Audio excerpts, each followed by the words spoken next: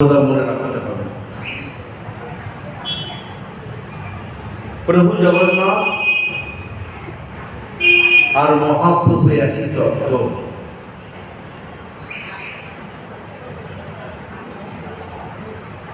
এই নিয়ে বিস্তর সিদ্ধান্ত প্রমাণ শাস্ত্রে আমরা দেখতে পাই। গৌড়ী বৈষ্ণব শাস্ত্রে এমনকি সচিমা স্বপ্নের মধ্যে তার পুত্র রূপে জগন্নাথকে আসতে দেখেন। জগন্নাথ মিশ্র বললেন, তুমি স্বপ্নে যে জগন্নাথকে তোমার কোলে আসতে দেখেছ, সেই জগন্নাথই তোমার পুত্র রূপে প্রকটিত হবে, এবং তাই হয়েছে। এই জন্য বলা হয় সচল জগন্নাথ পুরী ধামে গৌরাঙ্গ রূপে অচল জগন্নাথের সামনে নিত্য বিরাজ করে। অচল জগন্নাথ যদি আমার পুরী ধামের জগন্নাথ হয়, তাহলে সচল জগন্নাথ আমার গৌর সুন্দরী একমাত্র হয়।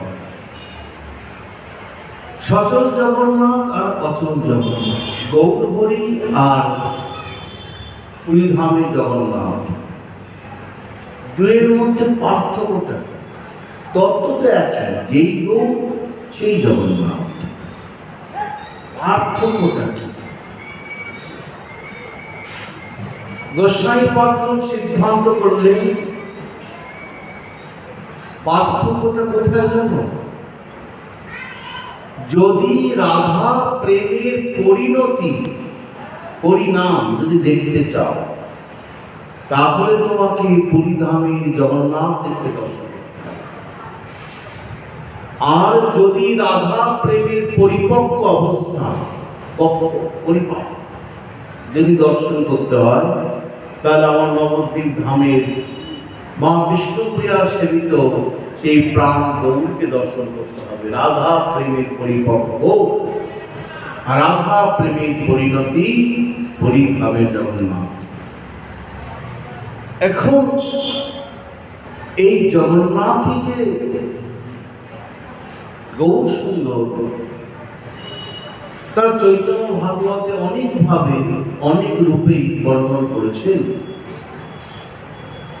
তার মধ্যে একটি ঘটনা আমরা হয়তো আস্বাদন করতে পারবো, তারপর সময় হবে না। তখন পুরী ধামে বিরাজ করছেন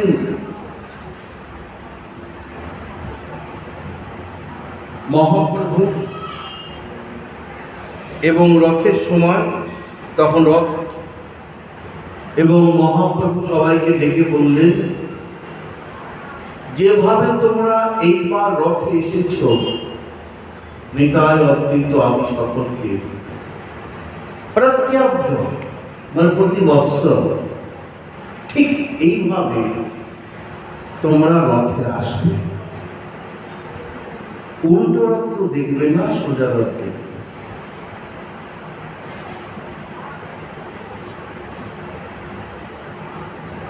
এই রথ মানে কি? এমনি তো অনেক সিদ্ধান্ত আছে, এই দেবতা রথ ইত্যাদি ইত্যাদি, অনেক সময় লেগে যাবে। এই রথের মাহাত্ম্যটা কি জানো? গুন্ডিচা মন্দির হচ্ছে বৃন্দাবন, আর জগন্নাথ দেব যেখানে বাস করছেন সেটা দ্বারকা, সেখানে লক্ষ্মীর অনুষ্ঠান। এই ঘটনা ঘটে গেল না, ওই যে পঞ্চমীর দিন, কি বলে হেরা পঞ্চমী, সেটা কি মা লক্ষ্মী দেখছেন, গেছেন তো গেছেন আর আসছেন 5 দিনের মাথা ঠিক থাকতে পারলেন না। স্থির থাকতে না পেরে তিনি চলে আসলেন জগন্নাথ দেবের গুন্ডিচা মন্দিরে। সেখানে 2 ভাই আর বোনকে নিয়ে এত ভক্ত হয়ে রয়েছেন বৃন্দাবনে। দেখো, এটা তো সত্য, যতই তুমি রাজপুরীর মধ্যে থাকো না, রাজবৈভবের মধ্যে থাকো, কিন্তু ভগবানের সৃষ্টিতে প্রাকৃত জগৎ না, দেখো না মাঝে মাঝে মানুষ পাহাড় ঝর্ণা দেখতে যায়, বন, আমি দেখতে যাই না, অদ্ভুত ন্যাচারাল বিউটি যেটা, তার স্বাদ আলাদা। তুমি যতই রাজপুরীতে থাকো, ওই সারাদিনে একবার যদি ঘরের বাইরে বেরো বা ছাদও ওঠো বা তোমার ওই ঘরের বারান্দাতেও যাওয়াটা আলাদা আনন্দ। আর সারাদিন ঘরে বসে আছে। বৃন্দাবন রমণীয় স্থান, বৃন্দাবনের যে শোভা, এইভাবে যমুনা বয়ে যাচ্ছে, চারপাশে সুন্দর সুন্দর বাগান, বনফুলের বাগান, বিভিন্ন রকমের ফুল, ভ্রমণের গুঞ্জন, ওই গোবর্ধন পর্বত, এর শোভা তো তুমি দ্বারকায় পাবে না। ওইখানকার রমণীরাও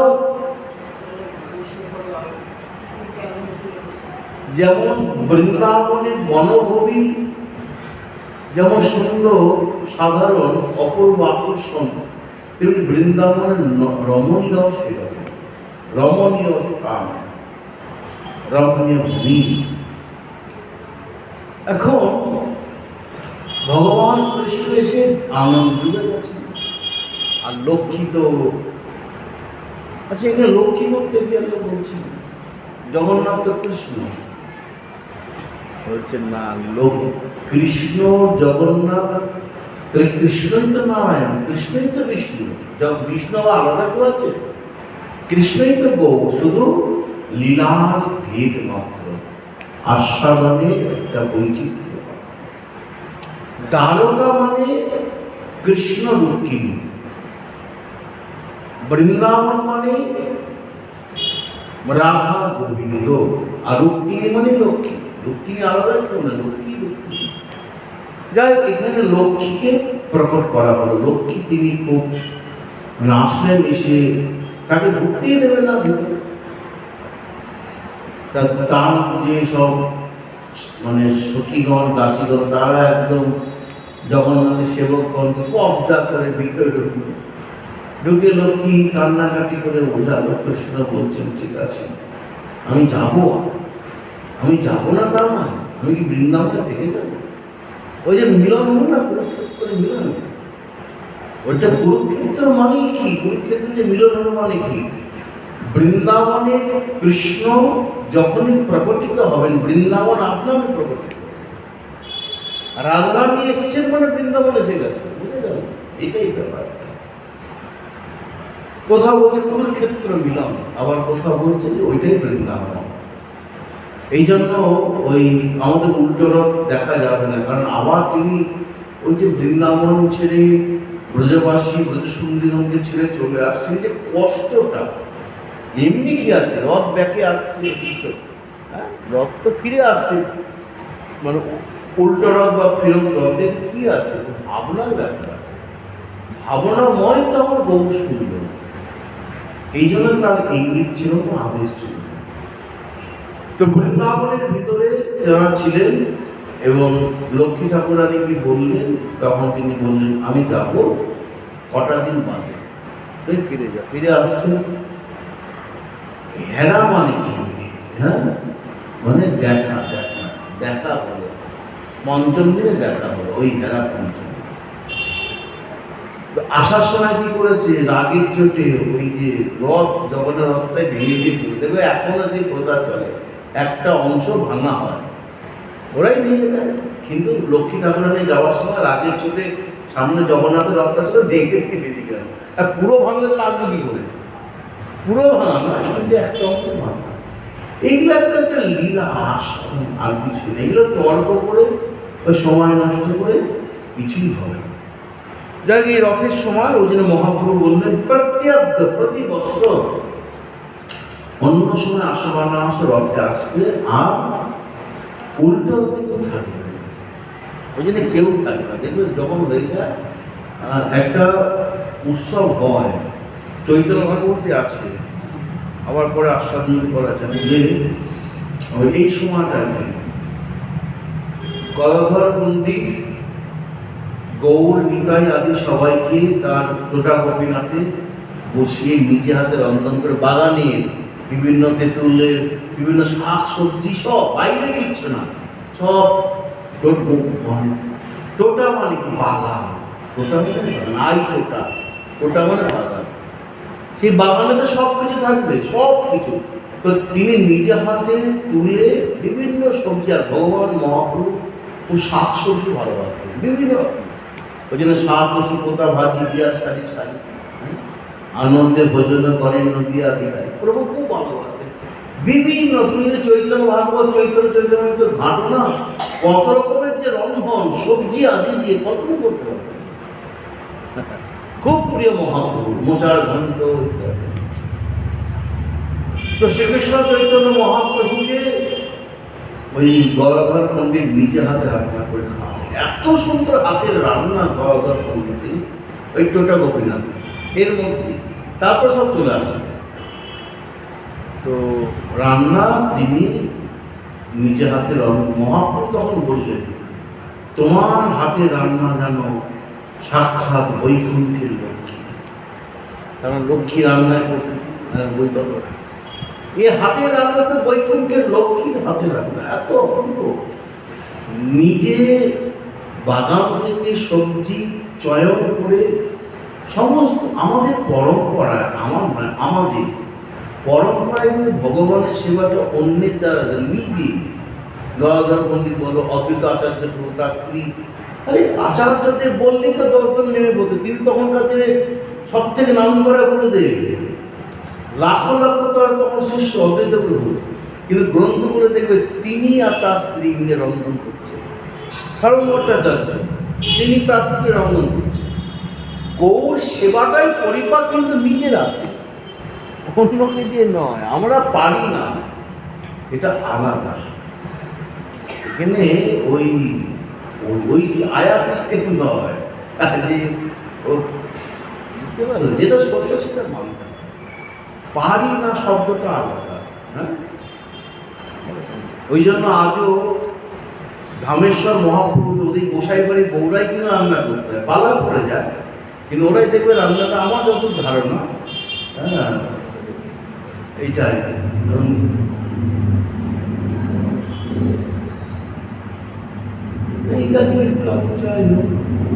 তো ওইটা এখনো যেটা মূল কথা, যে বাড়ির বউরাই রান্না করে, বলো এই যে অবস্থায় থাকবে। আর তুমি যদি বলো আমি হালুয়াতে খাবো না, মাছ টাছ খায় তো বলো, ডাক্তার ওপেন খায়, গোপনে নয়। অনেকে তো বলে মানাই নেই সেই বাড়ি বলবে, আমাদের তো আমাদের যা মানে ভালোবাসে কল্পনা করতে হবে, কেননা আমরা প্রসাদ বুঝি বলে ওদের মানতে হবে তোমাকে, এখানে প্রশ্ন করতে হবে না, তাহলে আমার মুশকিল, ভগবান ক্রুদ্ধ হয়ে যাবে, প্রমাণ হবে চৈতন্য ভাগ করতে, এসব অনেক সময় লেগে যাবে। শুধু চুইয়ে রাখি, যখন অরুণ ষষ্ঠীতে না ওই মানলুয়া মানে মার কাপড়, নতুন কাপড় পরানো হচ্ছে তো জগন্নাথ বলরামকে, তো পুণ্ডরিক বিদ্যানীদের বিরোধিতা করেছে, এটা বিরাট ঘটনা, পরে শুনো। হ্যাঁ, মানে শরৎ দামোদর বলছেন যে এই তো অন্যায় অনাচার, মার দেওয়া কাপড় স্পর্শ করলে তো হাত ধুতে হয়, কিন্তু অনাচার এই ভরে গেছে, ভগবানের নয় না হয় নিয়ম নাই, এদের কেন এরা নিয়ম মানে না, রাজা কেউ, এটা তিনি একটা শরৎ দামোদরের প্রতিবাদ করেছেন। শরৎ দামোদর বলছেন দেখো এগুলো আমাদের দেখার বিচার নয়, দেশাচার থাকে, তাদের নিজস্ব পরম্পরা থাকে, সেখানে আমরা কেন বলতে হবে, এসব চৈতন্য ভাগবতে আছে, এই সময় নিয়ে বলতে হবে। কালকে গতকাল ভাগবত প্রভুর বাড়িতে পাঠ ছিল, এই নিয়ে পুরো পাঠ হয়েছে, এই উপরে ভাগবত প্রভু বলে শুনেছিল, আরো কত কত তথ্য আছে। তো যাই হোক, এটা বলার পর শরৎ দামোদর পণ্ডিত আর কোনো কিছু বললেন না, তা উনি এটা বিরোধিতা করলেন যে রাত্রি শুয়ে আছে জগন্নাথ বলরাম প্রকট হয়ে স্বপ্নে, কি মার মানল, মেরে গাল ফুলিয়ে দিয়েছে। আরে তোমার যদি অতই আমার এই জায়গায় বসে আমার আমার সেবকদের যদি এতই নিন্দা, তুমি এখানে পড়ে রয়েছে, চলে যাও, বেরিয়ে যাও। পুণ্ডরিক বিদ্যানীতি বলছে চলে যাও, বুঝেছ, তোমার যদি এতই মনে প্রশ্ন, আর ও তুমি আমাকে সম্মান করবে, আমার সেবককে নিন্দা করবে, আমি সহ্য করবো, এইভাবে বলছে ভাষাটা। মানে তুমি পরব্রহ্ম, আমি জগন্নাথ বলছেন তার কোনো দোষ নেই, আর তুমি সেবককে নিন্দা করছো, বাবা মানে আমার প্রশংসা করবে, আমার সেবককে নিন্দা করবে, আর আমি দেখবো, তোমাকে কে দেখতে বলেছে, আমি যদি মেনে নিতে পারি, তুমি না মেনে নিও আর কি, এরকম বলছেন। এটা পরম্পরা চলে আসছে, হোক আমি জানি না। তা আমি যদি ওদের আচার আচরণ মেনে নিই, তুমি না মানান কি? যেমন এই আর এক ঘটনা, রামানুজাচার্য বলছেন এইসব কি পূজা হচ্ছে? হ্যাঁ, এটা প্রতারকদের পরের ঘটনা। নতুন রাজা হয়েছে গুরুদেব রামানুজাচার্য, এই সে দেখছেন তার শিষ্য তো রাজা, তাই তার অধিকার আছে। বলছে এসব নিয়ম চলবে না, পাল্টাও পাল্টাও। বলছে এতদিন ধরে চলে আসছে বলে পাল্টাও। এখন রাজার দাপটে রাজার গুরু রামানুজাচার্য চুপ হয়ে গেছে। ভগবান রাত্রি বলে গরুরকে পাঠিয়েছে, বেটা খুব রেগে গেছে। রামানুজাচার্যকে বলছে হ্যাঁ খুব পণ্ডিত হয়ে গেছে। আমি যে দীর্ঘ বছর ধরে যেটা বীর রাজাদের পূজা হোক পূজা, আদিবাসী পূজা হোক পূজা, আমি যদি মেনে নিতে পারি, ও না মানার কি? ওকে পিঠে তোলো এমন জায়গায় দিয়ে আসো যাতে ফিরে আসতে না পারে। রাত্রিবেলা ঘুম, ভোরবেলায় ঘুম ভেঙে দিচ্ছে আমি কোথায়, মানে তেপান্তরে পাঠিয়ে দিয়েছে গরুর পিঠে করে, জানেও না। কি বোঝা গেল? যেটা পরম্পরা হয়ে আসছে সেটাকে ভাঙতে চেয়ে। তার মানে মহাপ্রভার যেটা ঘটছে এত বছর, তুমি যদি নতুন করে নিয়ম করতে যাও যে আমি খাবো না, নিয়ম কি না? আমি প্রসাদ বুঝি, আমি একদম সদাচার সম্পন্ন গ্রন্থে বলা আছে আমি বুঝির হাতে খেলে তোমাকে গোমূত্র পান করে তবে তুমি শুদ্ধ হবে। আমি বলে গ্রন্থ করে দেখিয়ে দেবো, আমার কাছে রয়েছে, বুঝেছ? যিনি প্রসাদ বুঝি, এগুলো ঘর বানাচ্ছি না, হ্যাঁ, যিনি প্রসাদ বুঝি তিনি যদি আমিষ বুঝির হাতে খায়, ছোঁয়া খায়, যতক্ষণ না গোমূত্র সেবন করবে ততক্ষণ তার তার দেহ শুদ্ধি হবে না, ভজন এগোবেই না। এইসব কথা আছে। তাহলে তুমি যদি ওইটা বলো, আচ্ছা তুমি আমি তো ঠিক আছি, এই ইস্কন গরিব মতো কঠোরপন্থী, ওরাও তো খায় না, খায় না। আমি নিজেকে দেখেছি বড় বলছে সন্ন্যাসীরা খাচ্ছে, বড় বলছে জয় কোথায় স্বয়ংবর খেয়েছে, কেন খেয়েছেন? ওখানে বিচার চলবে, ওখানে গলায় মালা, হাত মানা থাকলে তো ভালো, বাই চান্স নেই। আমি ওদের বাঁচাবার জন্য বলছি না, আমি ঘটনা বলছি। বা হয়তো গোপ আছে আছে আছে হয়তো ঘরে আমিষ খায়, খায় খায়, আমার দেখার বিষয় না। আমার এটা গৌরের প্রসাদ, যখনই গৌরের ভোগ লেগে যাবে সেইখানে অন্যত্র যাই, ওইখানে বিশেষ বিশেষ জায়গা আছে না, ওইখানে তুমি বিচার করতে পারবে। চৈতন্য ভাগবতটা খুলে দেখো, সেখানে এক জায়গায় লেখা আছে উড়িষ্যাবাসী যদি মাছও খায় তাতে ভগবানের সেবা হয়ে যাবে। উড়িষ্যাবাসী, তারপর সবাই বলে যাবে উড়িয়া, ওই উড়িষ্যা, এটা চৈতন্য ভাগবতের মহাপ্রভু বলেছে, ওরা যদি মাছও খায় না ওদের হাতে জগন্নাথের সেবা হবে না। খাওয়া ভালো। এই জন্য যেগুলো প্রতিষ্ঠিত জায়গা, যেগুলো পরম্পরা চলে আসছে, সেই সব জায়গা থেকে বিচার করতে হবে, রোজ দেখতে হবে। খুব যেগুলো খাবে না সেটা এক কণা না, দু কণা না, বলবে না এই বাবা এখানে চা দিচ্ছি কি হবে না, এত কথা বলবে। তোমার পোষায় না বা ভালো লাগছে না, তুমি প্রণাম করলে আমাকে এক কণা দেবে, তাতে তো দোষ নেই। প্রসাদ এক কণা নেই, তাহলে প্রসাদ প্রসাদ করো। ওইখানে যে তুমি যদি মনে মনে যদি বিরূপ ভাব প্রকাশ করো কোনো প্রতিষ্ঠিত জায়গা বা বৃন্দাবন নবদ্বীপ ধামে বা কোনো বিশেষ জায়গায়, তাহলে তোমার না যাওয়াই ভালো। আর গিয়ে যদি দোষ দেখে মনে ভাবান্তর করো, উল্টো ভাব হয়ে যাবে, গ্রন্থ খুলে যাবে। সাবধান। আর আমি না করে বলছি না, প্রমাণ আছে। এবার যার যার ব্যক্তিগত ব্যাপার, এই নিয়ে আমার কিছু বলার নেই। হ্যাঁ, তো এখানে যেটা বলছিলাম, বলতে বলতে সময় চলে এসছে। হ্যাঁ, আর সময় নেই। আচ্ছা, দেখো কি সুন্দর কথা, ও যখন ওগুলো ছেড়ে দেবো। তো রথের সামনে নৃত্য হচ্ছে, এমন সময় প্রতাপরুদ্র এসেছে। বুঝেছে? প্রতাপরুদ্রের কানে খবর গেছে যে মহাপ্রভু খুব সুন্দর নৃত্য করেন এবং আমাকে তার নৃত্য দর্শন করতে হবে, সবার মধ্যে শুনেছি। তিনি এসেছেন, মহাপ্রভু নৃত্য করছেন, নৃত্য করতে করতে লুটিয়ে পড়ছেন, আবার তিনি দাঁড়িয়ে আছেন। তো এই দৃশ্য দেখতে দেখতে মহাপ্রভুর একটা তার প্রতি কৃপা হলো। দেখো কৃপাটা কিরকম ভাবে হলো, বুঝতে পারলে? কৃপা হলো কিরকম ভাবে কৃপা হলো। রাজার মনে ভাবনা দেখলো, আরে কি দেখছি, প্রভুর নয়নে যত দিব্য ধারা বয়, নিরবধি নাচিতে শ্রীমুখে লালা হয়, ধুলায় লালায় নাসিকার প্রেমধারে, সকল শ্রী অঙ্গ ব্যাপ্ত কীর্তন বিকারে, এ সকল কৃষ্ণভাব না বুঝি নিপতি, ঈষদ সন্দেহ টান ধরিলে কুমতি। এইসব দেখে তার মনে সন্দেহ হলো, আবার ঘৃণাও হলো।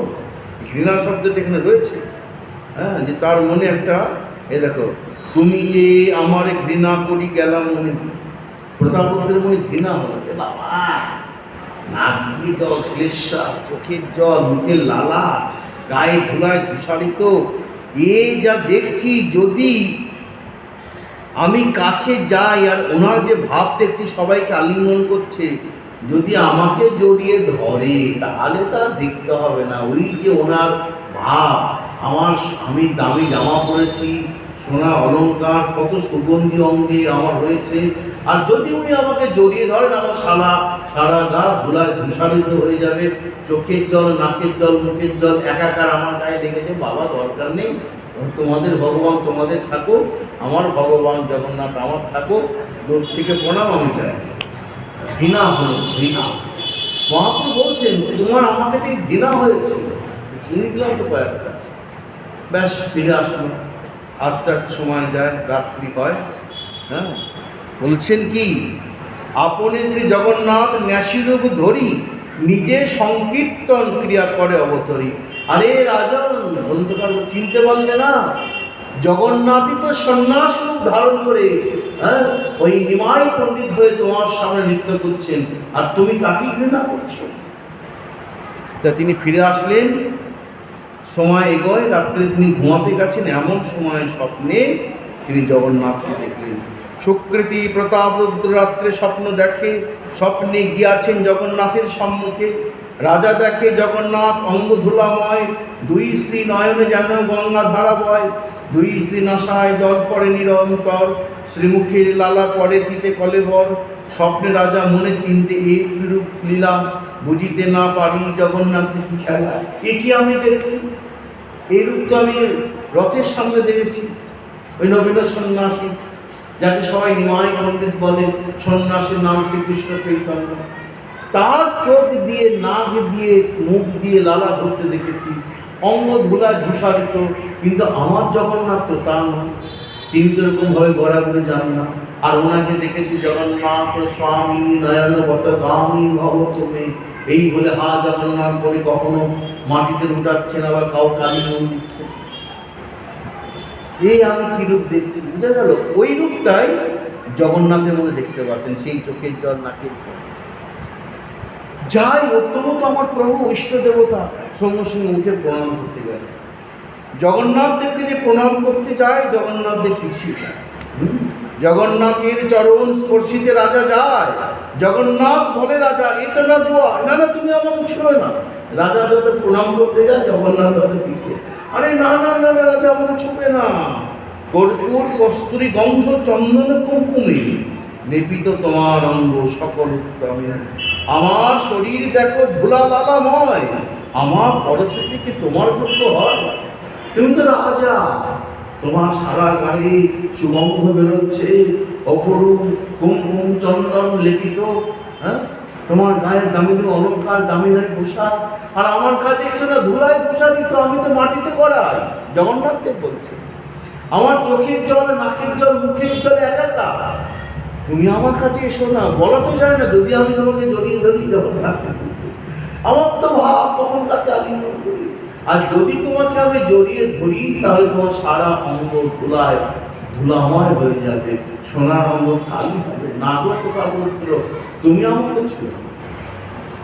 তখন প্রতাপরুদ্র কাঁদছেন আর চিৎকার করে বলছেন, প্রভু এ তো আমি তোমাকে বলিনি, আমি তো বলেছি নবীন সন্ন্যাসীকে, যার সন্ন্যাসের নাম শ্রীকৃষ্ণ চৈতন্য, আর বাড়িতে নাম ছিল নিমাই পণ্ডিত, তাকে বলেছি, তোমাকে তো বলেনি। তখন জগন্নাথ দেব বলছেন, তাকিয়ে দেখো কাকে তুমি বলেছো। ঠিক সেই সময় সেই ক্ষণে দেখে রাজা সেই সিংহাসনে চৈতন্য গোসাই বসি আছেন। দেখলেন কি? কোথায় জগন্নাথ দেব? দেখলেন সাক্ষাৎ সেই শ্রীকৃষ্ণ চৈতন্য নামধারী মহাপ্রভু সিংহাসনে বসে রয়েছেন। দেখো দেখো প্রতাপপুত্র, কাকে তুমি দেখেছো? তখন সেই মহাপ্রভু বলছেন এবার সেই জগন্নাথের সিংহাসনে বসে রাজা সেই মতো সকল সে অঙ্গ ধুলাময় রাজারে বলেন হাসি, এই তো যোগ্য নয়। তুমি যে আমারে ঘৃণা করি গেলা মনে, তবে তুমি আমারে পড়শিবে কি কারণে? এই মতে প্রতাপরুদ্রের কৃপা করি, সিংহাসনে বসি হাসি গৌরাঙ্গ শ্রীদেবী।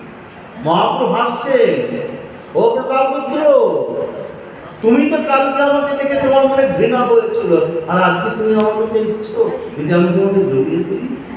তখন প্রতাপরুদ্র তার চৈতন্য ফিরল। তখন তিনি হুঙ্কার দিয়ে বলে, শোনো শোনো জগতের মানুষ, আমি তোমাদের সামনে চিৎকার করে বলছি, যিনি জগন্নাথ তিনি শ্রী চৈতন্য দেব, যিনি শ্রী চৈতন্য দেব তিনি সাক্ষাৎ জগন্নাথ। এই দুজনের মধ্যে কোনো ভেদ নেই। রাজার হইল কতক্ষণে জাগরণ, চৈতন্য পাইয়া রাজা করেন ক্রন্দন। মহা অপরাধী মুই পাপী দুরাচার, না জানিল চৈতন্য ঈশ্বর অবতার। জীবের বা কোন শক্তি তাহানে জানিতে, ব্রহ্মাদির মোহ হয় যার মায়াতে। এতে কে ক্ষমা প্রভু মোর অপরাধ, নিজ দাস করি মনে করহ প্রসাদ। আপনে শ্রী জগন্নাথ চৈতন্য গোসাই। রাজা জানাই নিতে কিছু ভেদ নাই। রাজা বলছেন, শোনো, চৈতন্য গোসাই আর জগন্নাথের মধ্যে কোনো ভেদ নাই। তাই বাসুদেব ঘোষ করে করি তোর হাত, যেই গৌর সেই কৃষ্ণ সেই জগন্নাথ। জয় জয় শ্রী রাধেশ্যাম।